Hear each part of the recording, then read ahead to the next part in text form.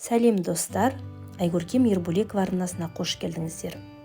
Бүгін біздер сіздермен бірге қазақтың ұлттық тағамдарының бірі нарынды дайындайтын боламыз. Жалпы нарын деп аталуы бұл тағамның көбіне оңтүстікте кеңінен қолданылады. Себебі нарынды еліміздің өзге өңірі көп біле бермейді. Ал басқа өңірде де нарынға ұқсас ас бар. Оны үзбе, кеспе, салма деп атайды. Нарын жасау үшін арнайы ет қазанға асылады. Тағамның негізгі дәмін жалпы жылқы еті келтіреді.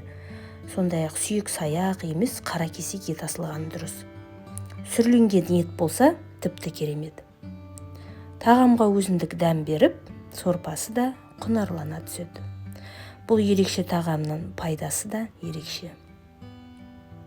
Оның қамырын дайындайтын құрамы, достар, кәдімгі ет асқандай қылдырып илейміз. Жақсылап иін қандырып, тындырып оны пакетке салып, илеп болғаннан кейін осындай бөліп, оны пісіріп аламыз қайнаған суға, қайнаған сорпаға. Және де суын сорықтыру үшін осындай қыбы матаға кептіріп алғанымыз дұрыс. Одан кейін өсімдік майын араларына жағып, жақсылап тұрып жағамыз. Және бұл жабыспау мақсатында. Және майдалап, кеспені турап аламыз.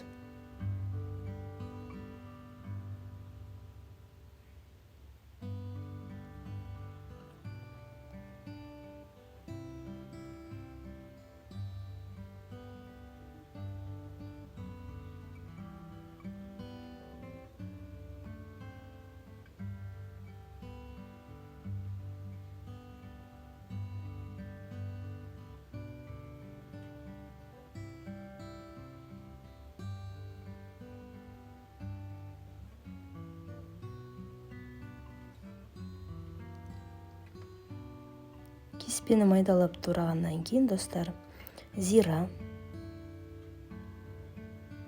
Біз көз мөлшерімізді салуға болады. Қара бұрышымызды саламыз.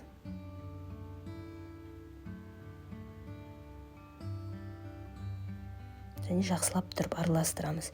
Етімізді де суытып, осылай ұсақтап тураймыз. Және араластырамыз. Егер құрғақ болса, қалған майымызды құйып, бір-біріне араластырып жіберуге болады. Бұл нарынды сорпамен бірге де беруге болады, және сорпадан бөлек ұсынуға да болады.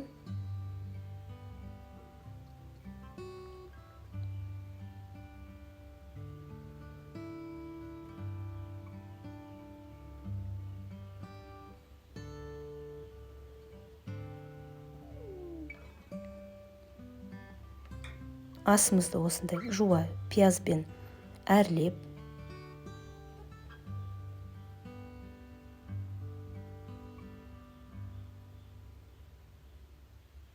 сәнді үшін осылай әдемілеп қоюға болады.